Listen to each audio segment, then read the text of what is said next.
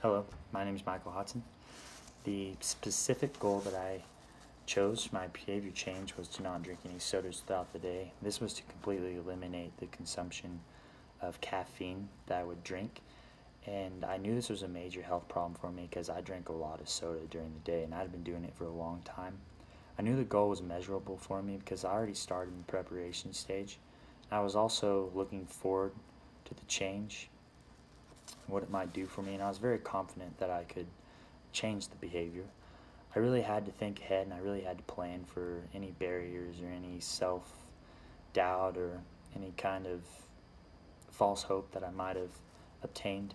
A lot of barriers, the main barriers that I had to deal with was just not having that satisfying taste that Dr. Pepper and caffeine that has, not having that carbonation with inside my drink, and also just the withdrawals from not having any more caffeine throughout the day, feeling tired, feeling groggy.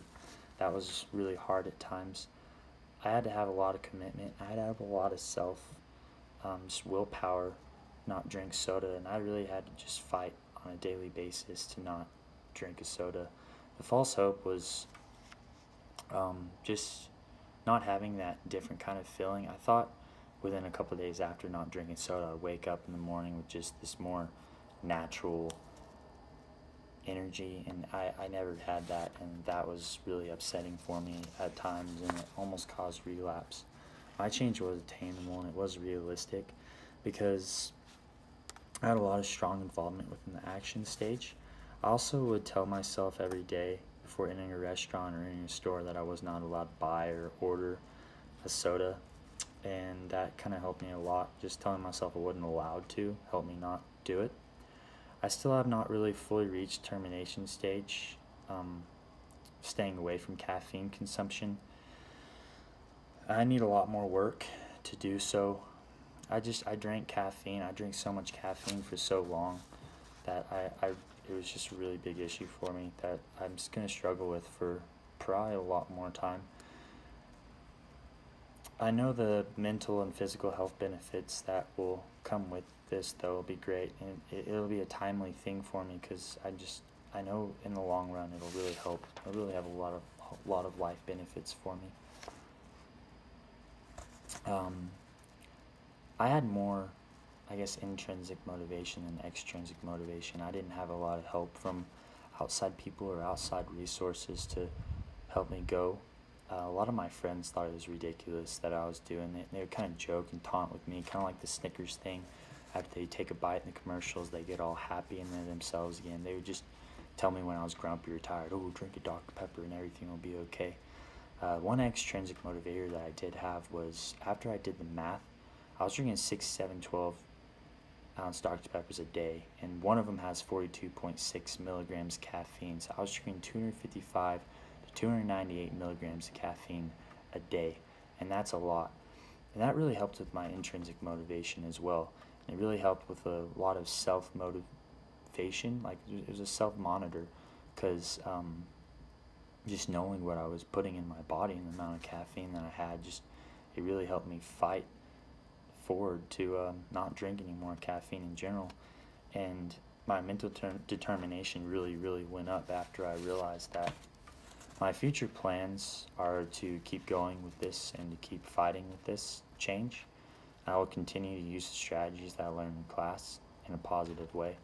One thing I learned from doing this project is I contain a lot of openness, extroversion, and conscientiousness when it's needed.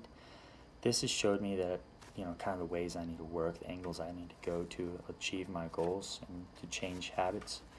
The personality traits I didn't know I had before I took this class, I didn't know what I had before I did this behavior change, are really going to help me out for the future and for now. Another thing I learned about myself was a different type of coping skills.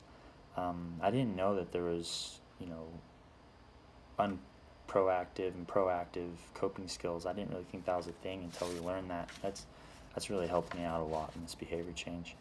I'll use these lessons I learned in my future as well in my profession. I want to be a professional golf instructor.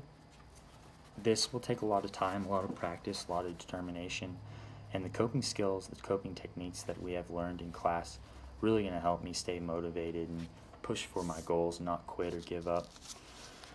Not only will these great tips have a lot of help, a lot of influence on me personally, but I have a lot of influence on my students in my career. There are many different personality traits that I will be able to use for students that I wouldn't be able to use before based off the big 5 factors. Knowing, where to start within the transtheorical model, knowing the stages I need to go and kind of the way I need to work around them, as well as the just the self traits as well. That'll really help me out, and then also the things I learned from the coping skills. Just I'll be able to help them learn how to actively cope with things they're dealing with in life. I know I will have success from the things that I've learned from this behavior change and the things that I have learned from this class with now and the future, because I now have techniques that I never had before to make better decisions in life and push to strive for greatness. So, thank you very much.